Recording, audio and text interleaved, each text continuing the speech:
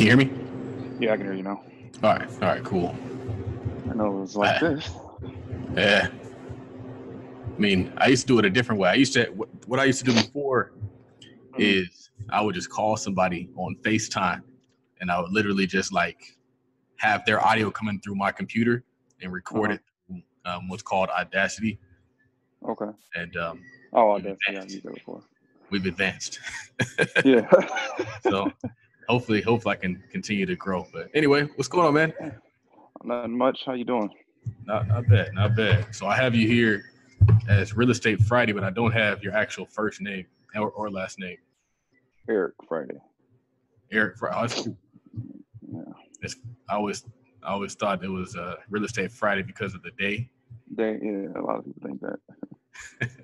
That's cool. So we'll kick it off and get it going.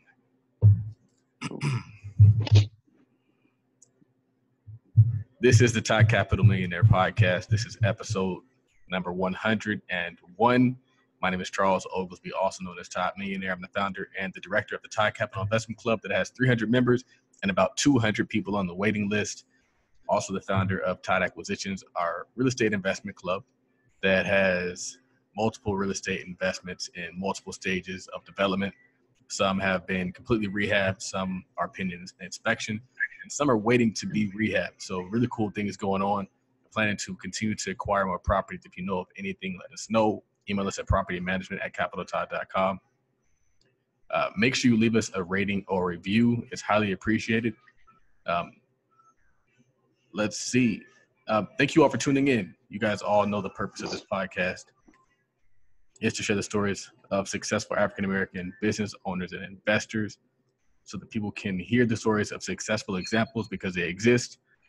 We want people to learn that business and investing are the true keys to financial success and generational wealth. With us today, we have a brother named Eric Friday. He is the owner of the handle Real Estate Friday on Instagram. He is a real estate wholesaler, also a real estate investor in the Detroit market, doing some really cool things, making some really cool deals happen. And one thing I like about what he's doing is his deals make a lot of sense. So they make a lot of sense for, I'm sure, him, of course, but they also make a lot of sense for the investor. So with that, welcome to the show, man. Hey, thanks for having me, man. Cool. So first, I can hear you first before we go on. I'm kind of curious because I tend to talk about a current event, and I think the ongoing current event is the recent passing of Nipsey Hussle. And I saw on your page you had a quote that said, "Use everything he gave you, like Nipsey." So I kind of want to know what that means. Basically, the creator.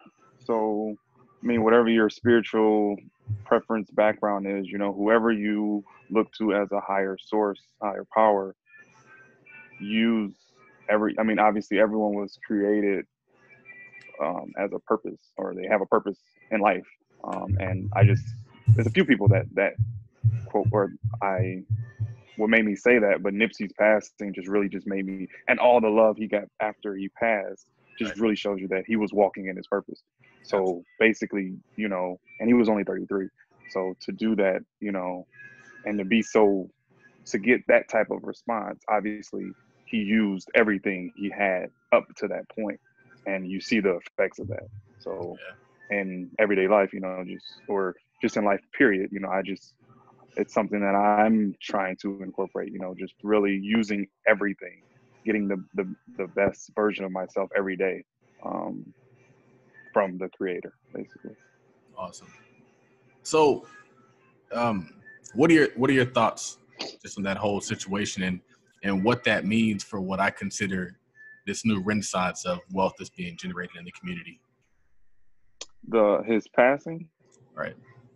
Well, I mean, it hit me really, really hard. I mean, I was a Nipsey Hussle. I'm a Nipsey Hussle fan. But more so, I just like the way he moved, like in a world where like the social media era and how clown stuff just gets amplified and it gets supported so much. To see him at a place where he's at, and to know that he did it with integrity, where he came from. He didn't really compromise anything, and to see the type of success he was getting, to me, I just related to it because he was a laid back guy. I'm laid back. He wasn't flash. He wasn't gaudy. You know, there's just a lot of similarities with him. So it hit me. And then not only that, obviously, what he's doing in the community. He's into real estate. He's into investment. He's moving on a higher frequency. And not to say that I'm on his level, but I feel like we had a lot of similarities. So it hit me like I grew up with him. And then I think you had posted about it, like, it makes you question, is it worth it? Which that was another thing. Is like, dude, you do all this, and part of your why is, you know, to give back to the community and, you know, show people that, hey, I grew up here, I come from the same circumstances, the same environments as you, but look where I'm at. I'm owning the area that I grew up in, and then for it to happen that way in front of his own store, I felt, you know, similar to what you post. Like, is it worth it? Like, for that to happen and it to be done by his own people. So I was really affected. It really hit me hard. Yeah. So, I mean, to bring it kind of more to like a real estate conversation, how did you get started in real estate? I got started, basically I was working a job where I was working, I was having to travel out on Monday mornings, and then travel back home on Fridays. It was a good paying job, but it was just, I started to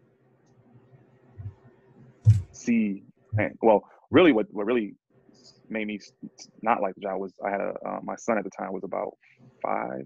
He was in kindergarten, and I just noticed the shift, or what I felt was a shift in me not being there. So it made me realize, okay, I can't do this for 30 years. I can't be on the road, you know, 5 days a week, or even, you know, working 10-hour, 12-hour shifts just because the money is good. And so I was like, well, what could be an alternative? Obviously, I want to make money. I need to make money, but I need my time. I want to be able to, you know, enjoy my family. So I don't even know how I stumbled upon him. At the time, I still watch Breakfast Club, but I was watching Breakfast Club, and Jay Morrison, he was on, and he was just talking about real estate. He was talking about, you know, wholesaling and buying and flipping, buying and holding, all you know, all the different facets, and it just intrigued me. And the main like thing was, you could do this and not have to work a 9 to 5, you know, or not, you know, you would have more control of your time. So that's what really, once I saw that interview, I started researching, and that was in 2014. So that's how I got into it. Nice. One thing I like about what you're doing is you kind of occupy the space of like wholesaling in that area, in that market. And you're like Detroit Property Solutions. You go to your website, it's very well laid out. I like how you alternate fonts and you alternate colors, and you bold this and you don't bold that. And like sometimes you repeat like, hey, call us here, and hey, call us here. I think that's really well done. Did it always start like that, or did you kind of get better at marketing as you went along? Yeah, no, like I say, I started learning in 2014. I would say I didn't get real serious and real intentional about the business until the end of 2016 was when I really, really got like laser focused. I did everything basically, but no, it definitely didn't start like that. Just like anybody and anything, you know, when you're starting something, you're basically paying to learn basically. So, and sometimes you're spending money that you're not getting back, and, you know, you're growing pains, all that. So no, my first website, and that website is actually a website from Investor Care, which a lot of investors use as a template to start. And then what you can do is just go in and modify it to your basically what you're doing. But yeah, no, my first website was kind of similar in that I had a template, but no, it was horrible. It was completely off focus. It was more so you would have thought that I was selling $2 million homes. And doing that, that's when I went to the Investor Care website. And now actually I'm that website will be completely redone. I'll own my own website in probably next 10 days or so. I'm actually having someone revamp all that so that it will hopefully look better and get my message out even better than what it is now. So you said you got the idea in 2014. You didn't get focus until 2016. Were you doing deals in the meantime, or you just kind of interested in the market? Nope. I would call. I was like not even 1 foot in. I was like a few toes into the real estate game. In 2015, after going through Jay Morrison's his academy, I joined Fortune Builders. I paid an enormous amount of money at the time, which still was a lot of money to me now, to join their group, and to do it, I took out a loan, which required me to make a monthly payment every month from February 2015 until I paid it off. So what's always Fortune Builders. So Fortune Builders is like I don't know, I would call them like the gurus, like they consider themselves gurus in real estate. But they have basically a business. Their business model is, hey, they'll come to your city. They'll say, hey, we have this system that you can use. We have all the access to resources and all that. Just join our group, and you'll have access to all that for a lifetime. And it's real estate focused. So it teaches. It's like a online school basically, and then you also have the resources outside of that you can use. So I joined that, and that was 2015. I bought my first rental in 2015, and it took me a year to get it rehabbed and tenant occupied, and that was in 2016, and that was when I got focused on the real estate, because I had the loan out for Fortune Builders that was costing me almost $500 a month to pay. Not only that, I used credit cards to rehab the rental, so I had that overhead. So my overhead was extremely high, and I'm like, you know what? I've made way too many investments into real estate. I have to recoup some of this money. So that was when I got laser focused and just really started being real intentional about, making sure I got back what I put in. Nice. So it took you a year to rehab your first property. Why is that? Yep. Well, mainly because I was doing it myself. And then, I don't know, I guess I was playing with it. Like, I bought the house in October. I didn't do anything. I mean, I changed the locks and did some landscaping stuff, and then I didn't start it again until February.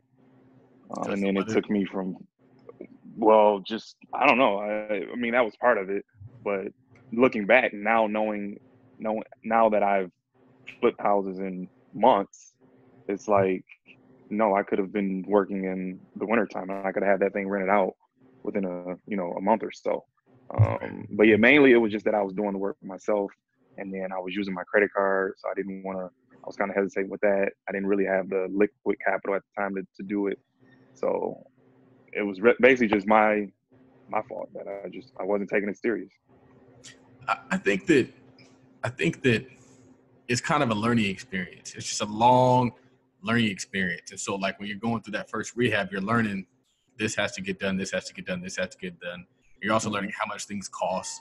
You're also learning like how long things should take. And so it's funny, I've had a year-long rehab experience as well. And now I know, like, I don't want this thing to take me longer than 45 days.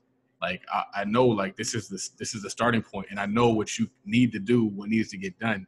And it's funny because a lot of people who are starting out have similar experiences. And if you're somebody who's on the sidelines, you're like, oh, I can't do a deal unless it's going to be perfect. You'll probably be sitting on the sidelines forever. But if you're willing to hop out there and grind out that first deal that takes you longer and might still be profitable, because even though you're making mistakes in real estate, it can be profitable still. But it sets you up to be where you are now. Oh yeah, 100%. When people ask me now, like a lot of people just from social media, going to the local meetups, you know, just from relationships. People, obviously, I'm showing that I'm doing the business. A lot of people will ask me, you know, like, is there any advice I would have, or, you know, what can I do? And I always just say, and it's cliche, you know, but it's just start. Like, take what you got, learn, and then go out and apply it. Take some action. That was like my biggest mistake, is that I was just gathering all this information. I wasn't doing anything with the information. Yep. And there's a lot of information out there. Oh yeah. You can spend hours in front of a computer or in a classroom. There's no secrets. There's no silver bullets. A lot of people are looking for that one YouTube video that's gonna like break everything loose. Mm-hmm. So you're one of the reasons why I want to talk to you is because you're in Detroit. I don't know if that's your only market. You might be investing out of state. But my question to you is, why Detroit? Well, I live here. So I was born and raised in Detroit. So it was a no-brainer. And I don't know if it was Jay or who, but it's always been in my mind that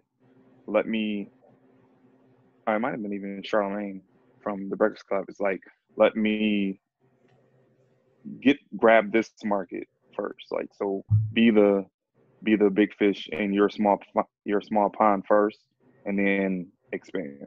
So when I first started, I was everywhere. Like, not only in Detroit, but I was looking in other states and thinking about moving to Atlanta at the time. And because I thought the opportunity was better in other places. And then it was like, you know Detroit, you've been in Detroit, you've lived in Detroit, like, start there and then learn, become a better wholesaler, flipper, landlord, whatever. And then if you want to expand.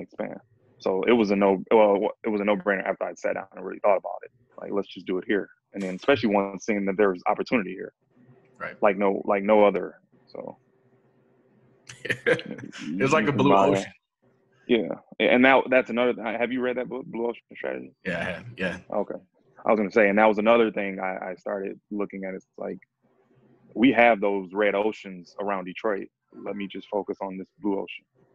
Right. And, exactly. You know, capitalize on that. So absolutely. And honestly, when I start seeing like what was happening in Atlanta, where homes were like inexpensive one month and now they're unaffordable the next month, in regard to being an investment, I was like, we got to leave Atlanta. Like, it doesn't even make any sense to try to invest there. I mean, if you're playing for appreciation, that's great, but we're strictly long-term cash flow investors and just like buy and hold guys. But I think one of the interesting things and what I'm realizing is, like, I started investing where I started, but now I might actually be losing money by not investing in my home state. So like, I had to start investing out of state because I'm in Southern California. But now with the knowledge, the experience, and the track record that I have, I can start investing at home, and I might actually be able to kind of make even more money because now I know everything about that market, as opposed to knowing things in the general sense about that market, and then allowing other people on the ground to have more knowledge about my property than I have. So it's like, you can be losing money that way, because then people can say, oh, you need this, you need that, and they kind of take their word for it, and you could be potentially losing money by giving them extra money that they don't deserve. Yep, and that was another angle I wanted too. I wanted to be one of the Detroit experts. Like, I didn't want you to be able to tell me something about Detroit that I not already know. Exactly. I felt that would be an asset for, especially out of state and overseas investors that are looking to, you know, do deals here. Yep. So you say you're from California? I'm from California. I live in California. Okay. Yep. Okay. Yeah, it's terrible. Well, I thought you were like. No. I do. I mean, I hosted a lot of deals to California buyers. Yeah, it's honestly like, it makes too much sense. We strictly just reach in there and just buy in the Midwest, but don't live there. I mean, I would like to have a house there that I actually lived out of, but working on that. One of the issues that I had when I was doing some direct mail in Detroit was a lot of the homes are vacant, and so I sent out like 100 letters and got back like 80. So, how do you market successfully in a market like Detroit where there's a lot of vacancy? So I mean, a few ways. When I first started, I was doing everything. I was doing bandit signs, Craigslist, um, cold calling, letters, postcards. You name it, I probably did it. Now, majority of my stuff is referral. Like everything is being sent to me. But I still do a little bit of mailers. A lot of times though, it's driving for dollars mailers. So it's a house that that I already know I'm interested in, and then I'm skip tracing it to find the owner. So I'm not sending it to that house. I'm sending it to the owner's house. So that's typically what I do now. And then even if I didn't do that, if I just sent mailers, obviously expect. I only do absentee direct mail. I don't send it. I don't send it to the homeowner's address. They're always in another property. They're not at the property that I'm sending it to or sending it for. Got it. What did your first deal look like? I know we talked about in general how that first rental looked like, but what did the numbers look like, and what did the rehab look like, and what did the exit strategy look like for the rental? So I bought that rental from the Wayne County. We have an auction for our county, which you probably do too. So I bought it for $1,000. I had to pay like I want to say like $1,200 in taxes. So I was all in at like $2,200. The rehab, it ran me about 12 grand. And I probably could have done it. I could have done it a lot cheaper, but at the time I thought I was in between if I was going to stay in the house or if I was going to rent it out. So I was rehabbing it to a standard of I would live there versus a renter's standard, which was a mistake, a huge mistake. I would never go into a project not knowing what my exit strategy is. So I like to say the rehab was about $12,000, and right now it's rented for $675 a month. It's been rented since it's been occupied since October of 2016. Wow, that's cool. So you're bringing in net, what, like $4,500 or $450 a month net? Yeah, about 450, 460. Yep. That's the reason why I love Detroit property, because you don't get numbers like that anywhere else. Yeah. Nowhere else are you getting netting $450 a door. Yeah. I mean, obviously it comes. I was going to say, obviously it comes with a risk factor, because especially because I know if a California investor hears that, they're going crazy. Like, if I can get that, but if you're in California, you're thinking that you can invest in a Detroit house and you don't know the area, you might never see that. So and it's also difficult to get somebody to give you a solid bid of like $12,000 to rehab a property. And you said you could do it for less. A lot of times contractors are charging a lot more, especially if they like think you're like, oh, they're from California, man, they got money. Oh yeah, I'm gonna get you. Yeah. Yeah. That's one of the hardest things with that I know, and I deal with it all the time. People that have bought in Detroit that don't live there, and some of them even have a property manager. Everyone is screwed. The property manager, the realtor, the contractor. It's tough. I mean, it's tough when you're here. It's even tougher to not have not only boots on the ground, but a solid individual that is boots on the ground. Right, solid, because even your boots on the ground will try to get you if they can. Yeah, some of them will. Yeah. Yep. It's bad. That's crazy, man. I don't know why it's like that. Wow. What did your first wholesale deal look like? First wholesale deal was a deal I got from Craigslist. So for anyone that thinks Craigslist doesn't work, I haven't done a deal from them in a while, but I'm not as consistent with it as I used to be. But yeah, it came from Craigslist. A guy, he wanted to sell his home. He just kind of wanted the numbers on it. We could talk about the story too. Got it under contract. Okay. Well, yeah, he called. He saw one of my ads on Craigslist. He was about to retire from his job, I believe, This was in 2017. Yeah, 2017. So yeah, 2017 Craigslist. He was about to retire, I believe. So he was moving.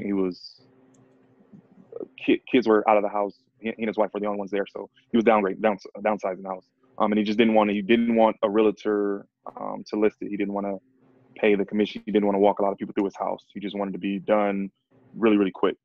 So he reached out to us. He was asking, I believe, 45 at the time. And after running comps and stuff, I was, 45 was something that I felt. And he was willing to consider a lower price. So looking at the comps, it was something that I thought would make sense. Got out there, and I believe we ended up offering him 40.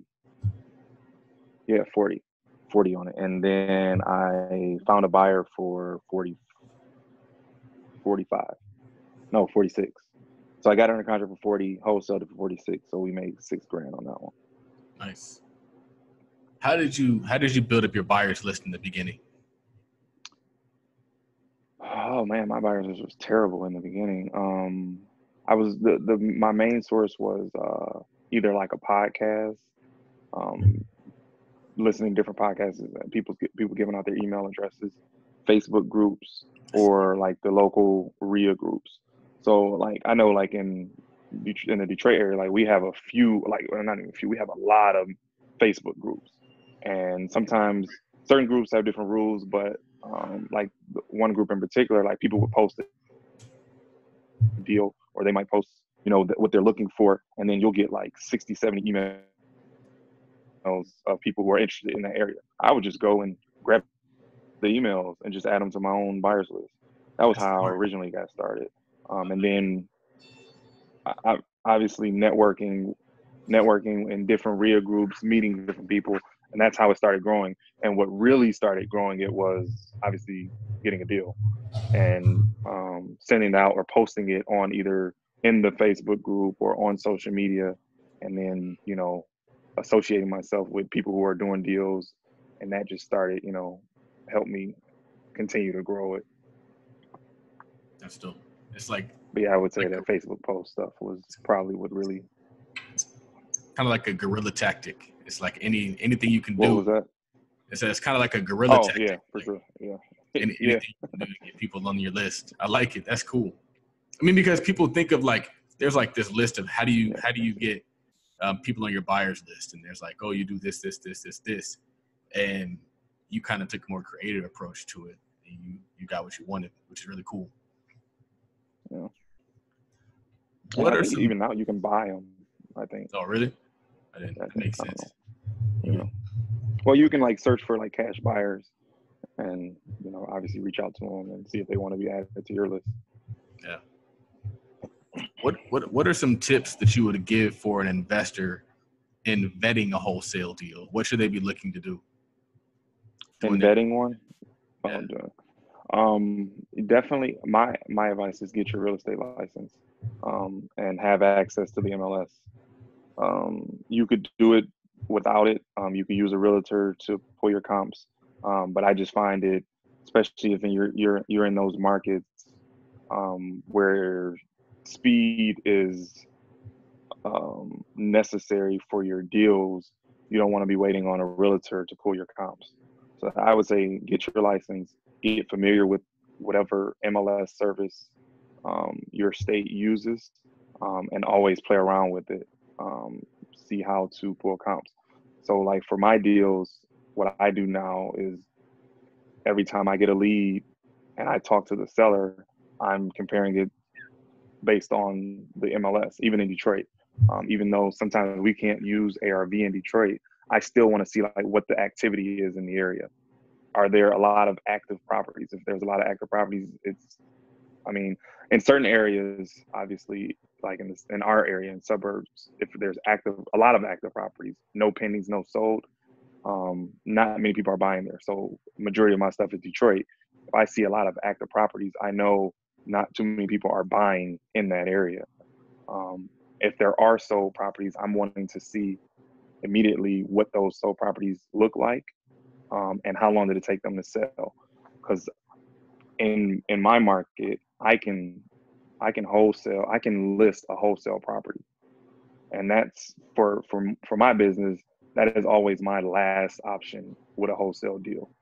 If I'm going into it and I know I'm going to wholesale, and I know I'm going to find a buyer, worst case scenario, I can list it and get it sold. So I know if I'm looking at listed sold properties on the MLS, I want to know what they sold for.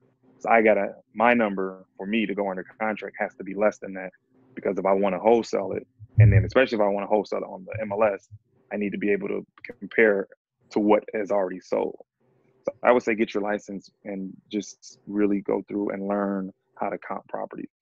That would be, and so that you know how to vet, your deals, obviously. And then always look for equity and motivation when you're talking to these sellers.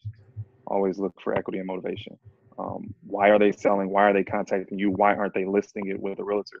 Listing with the realtor is pretty much always going to net them a higher price, pretty much, for the majority, because it's a wider audience, different buyer pool. So if they're not listing with a realtor, I want to know why.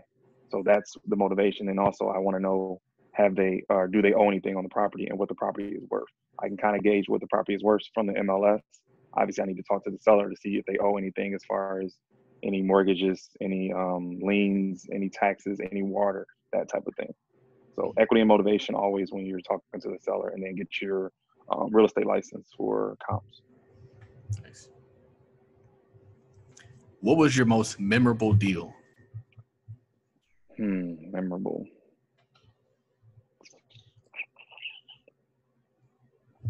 That must not be too many, because I can't think of anything off the top of my head.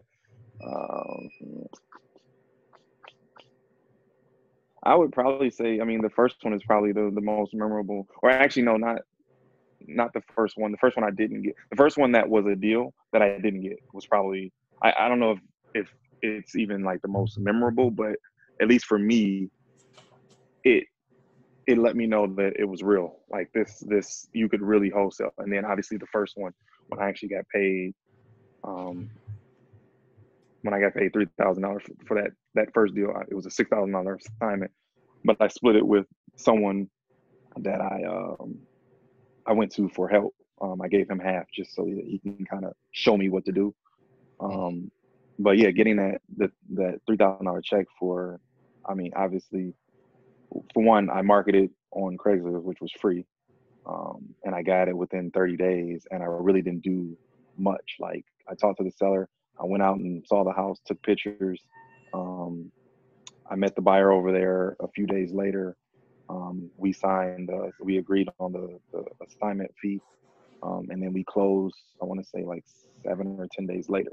So to get a $3,000 check for that, I was like, oh man, this is real. Yeah. And then prior to that, the first deal that didn't work, that showed me that, okay, it would have been a deal, but the seller couldn't clear title. So those would probably be, I guess, just because it really opened up my mindset to say, okay, yeah, this is possible. Yeah. One of the things you said at the end, there's a lot that you said in there. One of the things you said is that you're willing to take 50% to get the deal closed instead of trying to get 100% and probably ending up with nothing. And I think that that's a principle that is really important. A lot of people, you might be missing a partner if you aren't getting to your goals, is one of the things I always say. It's like, if you're not getting where you want to go, you might be missing a partner. And so for you partner with that person, and it might have just got you over the hump. So now you can do your own deals. And so you had to pay somebody so they could help you close it. And now you're off to the races. The other thing you said, that you made a mistake and you didn't clear title, or you didn't make sure that the title was clear. Mm-hmm. But what I was kind of hearing, you weren't saying it, but you were kind of saying it, is like, those issues, you don't make those mistakes anymore, because now you kind of work it into your system. And so all your mistakes are just a part of your system, which leads me to my next question, which is, what was your biggest real estate mistake and what lesson did you learn from it?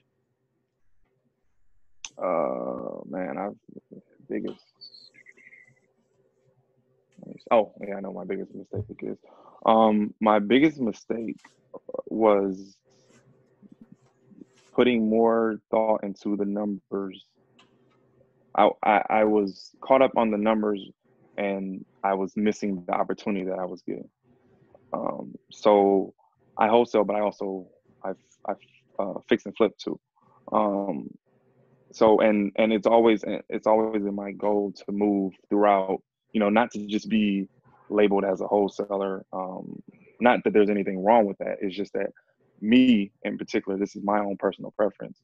I'm more than just a wholesaler. Like I want to be multifaceted in real estate investments. So, and then obviously there's more money in flipping, where when you buy and flip, bigger profits typically, um, for those. So so I started wholesaling 2017, or at least I got my first deal done 2017. And and then to kind of go back, I will also tell people, whoever is looking to get into real estate, like I mentioned that I gave 50% to the guy. That is invaluable. If there's someone who you feel you could truly learn from, I would give up 75% for what I've gotten from him. Like I didn't know her. I mean, I knew stuff, but he was already in the business, and I knew he knew, what to do. So when I got that first deal that didn't go through, the first thing I did was I called him and said, "Hey, look, I don't know what I'm doing. I'll give you half of whatever I make just to show me, what to do." And that was the first deal, and it didn't work. The deal didn't work. Like I said, the one that didn't clear title. The next deal it did, and I gave him half, and I bought the deal to him. So you got to imagine, you as a person, if someone brings you that type of value, and then you're going to get paid, obviously you're probably willing to help them. In return for that, I'm giving him 50% of whatever we make on the deal. He's giving me his knowledge, his resources, relationships, and to this day we still have a relationship. I can't. It's no amount of money to put on the opportunities that I've gotten just from his relationship that I have with him, the relationship I have with him.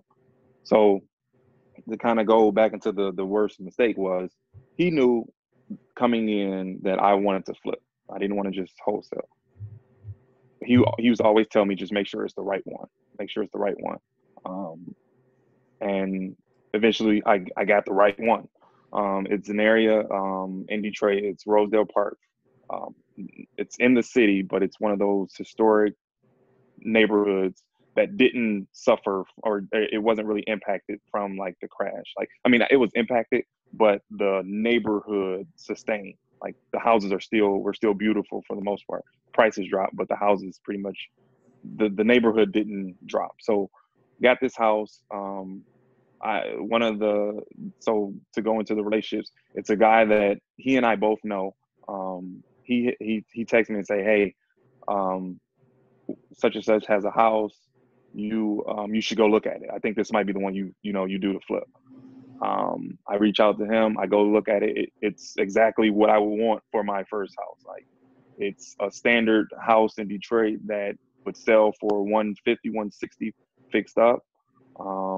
And the guy he had it under contract for 58, and he was going to wholesale it to me for 63. And the rehab was going to be about 40 grand. So I would have been all in at like a 103, and we were expecting to sell it for like 150. So for that, I would have made, I probably would have netted about 30 grand, 30, 40, because I was using a private lender. So the guy, he introduced me to a private lender, a relationship that he has. He tells them the story. The guy doesn't even do Detroit. He doesn't even fund deals in Detroit. He's strictly considering doing this for me based off the relationship I have with, and so Jeremy is the guy I have a relationship with. He's strictly going to do this just based off Jeremy and I's relationship. So we're going through the numbers. We're having phone calls. We're on the phone sometimes for 2 hours going through this deal. He agrees to do the deal. He'll fund it completely, 100%. He'll give me the purchase price, $63,000. He'll give me the rehab money, $40,000. His terms are 6 months. I don't have to make any payments. I think that was it. I didn't have to make any payments. The interest rate was 18% on a 6-month loan for about 103 grand. So in my mind, I don't know what I'm fixated on this 15% interest rate for at the time. I don't know if it was from watching whatever, but Anyway, I go to him and say, okay, can we do it? But can we do it at 15%? At the time, I wasn't even thinking about that. I was just thinking 15% is less money I had to pay out. It's more money in my pocket. I'll be able to get to my goals quicker with this money. It was, I can't do the math on top of my head, but I think it was about $1,800 is the difference in interest. Yeah. Because I asked him that, he declined and he didn't want to do the deal anymore for his own personal reasons. He and I still have a relationship. It's no bad blood. Like, you know, he had his own reasons for not wanting to do it after I asked to renegotiate. But anyway, long story short, it was an $1,800 or so difference in interest rate. I couldn't see that, and I didn't get the deal. That house went on to sell for $180. $30,000 more than what I originally thought it would sell for, and it would have been my first deal. It would have been an easy deal. So that is the biggest mistake.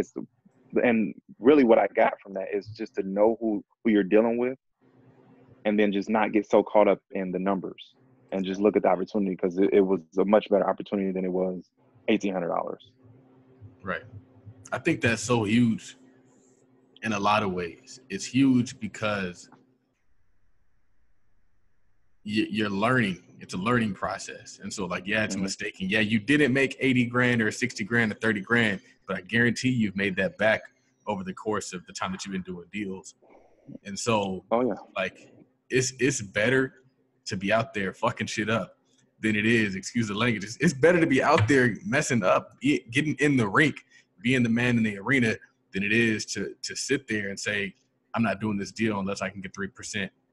And so I feel like there's no such thing as bad experience. There's no such thing as a missed experience, because it all just shapes you and refines you. You're going to get there as long as you just get back up at bat the next time. Yeah, and then it's like, I look at it like I have like that Gary Vee mentality where, like, I feed off the losses. Like, I just missed out on $50,000. It'll never happen again. Right. I like it. So Detroit, we invest in Detroit, and the reason why is I knew it had to come back. Do you think that Detroit is back? Do you think that it's coming back? Do you think that it's never going to come back? What's your take on the city? And I know it kind of varies. Yeah, you're definitely, obviously, you know, downtown is back, 100%, and even neighborhoods like that Rosedale Park neighborhood I talked about, in other areas. I mean, as far as, like, there's a lot of things happening in Detroit. I would say, I mean, I'm 31, so I don't have much. I mean, I got some time here, but 2008 was that crash.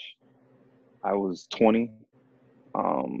Prior to that, I wasn't in my mindset then. I wasn't even thinking. I don't know how well Detroit was off then. In my personal opinion, I feel like Detroit is better than what it was prior to the crash, in my opinion. I feel like what they've done, because part of the reason for the crash, at least, was because we were so focused on automotive. Our city thrived off the automotive industry, and when that went down, obviously everything else went down. Now we're not just dependent on the automotive industry. I mean, you got Dan Gilbert here. The automotive industry is doing well still.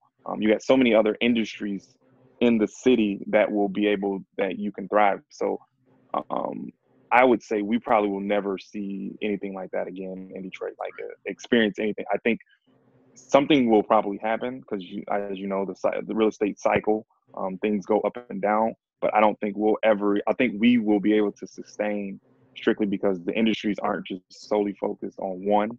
And then, like, the people who are invested into the city, especially downtown, it's just so many. You don't put that type of money into the city if you feel that you will take a loss, like what why you're able to gather. To me, it's just too many things put in place to where it wouldn't be able to fail like it did before. And then even now they're doing stuff with the neighborhoods too. So it's a lot of development planning. So yeah, I would say to me it's better than before. I like that. One of the things that's interesting, and what's kind of not necessarily not the theme of this show, but just kind of like the theme of a lot of things, is Detroit messed up, and they realized like, hey, we can't be undiversified. We can't strictly just have all our eggs in one basket. And so a lot of people still think that, oh, Detroit is Detroit, and now they're saying, hey, we have to diversify our industries. And so now that's what they're doing. They're bringing in startups. They're bringing in other companies that aren't just like automotive. And so they're growing better. So just like you made mistakes and you grew better, just like I've made mistakes and I've grown better, sometimes cities make mistakes and then they grow better. And so one of the things that I've found is like a lot of times people will see you make a mistake and they'll condemn you for that mistake. But if you keep pushing through it, then you get to see the progress. But if you just kind of allow them to determine what your worth is based off of their opinion, off of what you did bad in the past, then you kind of limit where you can go and you limit that growth based on the mistakes. So very cool. I'm going to wind it up into the final questions, and I'll let you get on out of here. So the first question is, what sets apart successful investors from those who give up, fail, or never get started? What separates successful investors? I think, and I posted this too, and this is like something directly from Nipsey too. It's like the only thing to me and that separates people is from successful people from people who aren't successful is that the successful person never gave up. Like they continuously took their lumps, those losses, those lessons, and they kept doing. They kept either reinventing themselves, rebranding themselves, trying new things until something succeeded. I mean, it's really, like you say, there is no sweet science to success. It's like, it's consistency, persistence, hard work, and that's it, just continuously doing, good habits, so really, yeah, that's it. It's just, they didn't give up. They kept doing it. They started and they kept going. Yeah. Who is someone you look up to and why?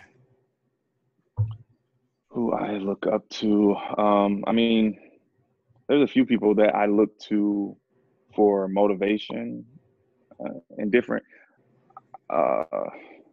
It's a few people that I look to and for different things. So Nipsey was one of those people. I look at like just his mentality, his where he comes from, what he stands for, what he does in the community, his investments. That I look at Kevin Hart.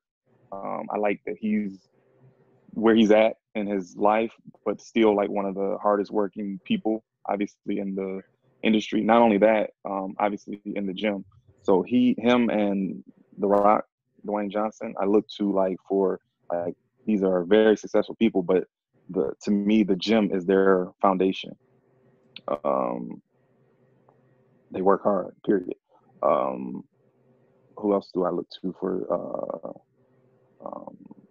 that type of motivation? I like Jay Morrison, what he's doing, his story.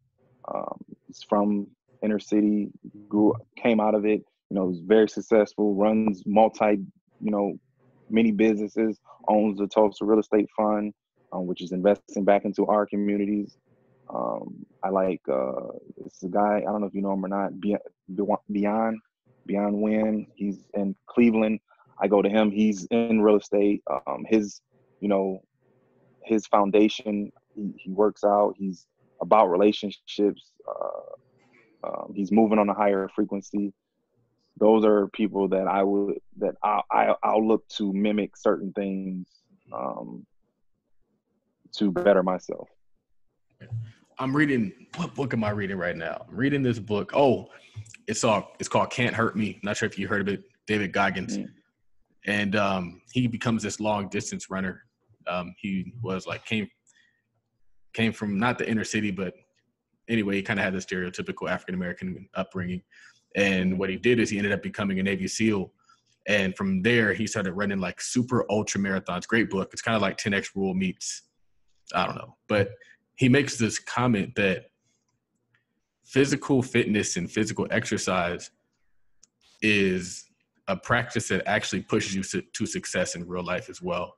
And it's something I've heard you say multiple times, and it's something that I've thought of, and it's like 100% true, because when you're out there exercising, you don't really get the benefits until after it hurts. And if you apply the same concept to your business, when you get tired, that's when the work begins. I tell people, like, I don't even start working until after you leave the office. If you and I are here at the same time, I'm not working. I mean, we're working, but I don't start counting the hours until after everybody else is gone, because that's when I start getting that edge. That's when the separation happens. And so it's just really cool that you said that, because I think it's 100% true. Like, success in the gym and success working out also translates into success in business and life and career.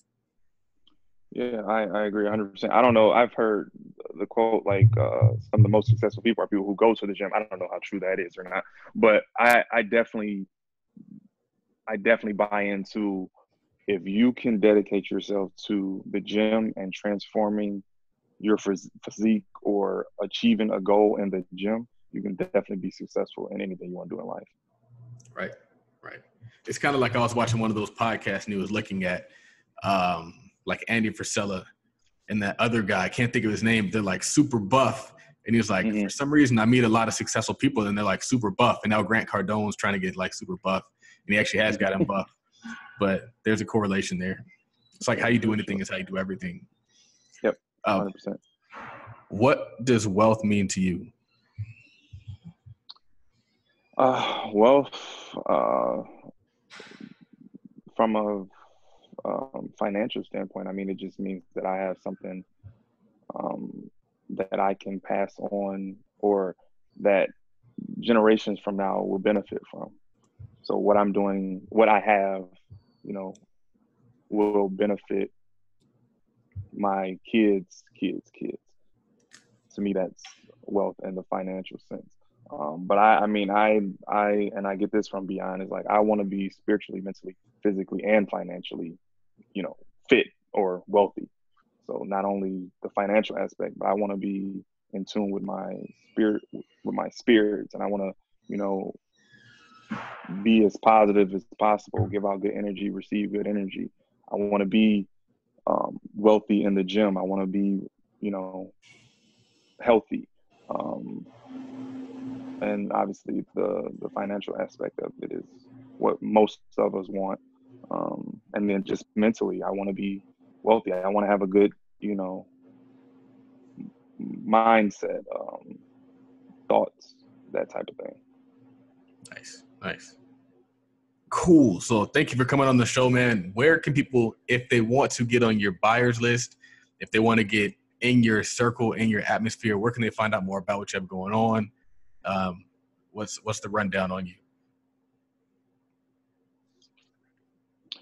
So if you want to get on my buyers list, you can send me an email at Eric, ERIC, at detpropertysolutions.com. So that's ERIC at detpropertysolutions with an S.com. You can also follow the Instagram page, DET Property Solutions, or you could follow my page, Real Estate Friday, just like the day, and just send me a DM and say, hey, I want to get on your buyers list, or hey, I want to chat. I mean, I get a lot of random DMs now from people that I don't know about different real estate stuff. So obviously, and I try to help as many people as I can, because I know what it's like to be trying to get started in this business and not have someone that you can reach out to, or that you feel you relate to. So I try to help as many people as possible in that aspect. So yeah, Real Estate Friday on Instagram, DET Property Solutions on Instagram. My email address is Eric at DET Property Solutions. The website, like I say, it's in the process of being converted. So, but that's DET Property Solutions. You can contact us there. Same thing with Facebook, DET Property Solutions. And my Facebook is Eric Friday. Dope. Again, thank you for coming on the show. You guys hit him up. You. He has some great deals, man. I've seen a lot of deals fly out of Detroit on different Detroit lists, and I look at them at some of those deals. I'm like, I need one of them. Like that fits my criteria. So I'm definitely watching. No, it definitely is. Yeah, keeping an eye on the opportunities there. A lot of value. There's a huge opportunity in Detroit. I always tell people that you got to move where people aren't looking, and for now, I feel like pretty soon it's going to be tough to find something of value in Detroit. So if you're looking to get something now, if you're looking to get something in Detroit, now is the time, basically. So you guys know where to find us. My website is www.capitaltod.com. If you're interested in investing with us, you can email us at membership@capitaltod.com or propertymanagement@capitaltod.com. My name is Charles Ogilvy, also known as Todd Millionaire, signing off. Cool.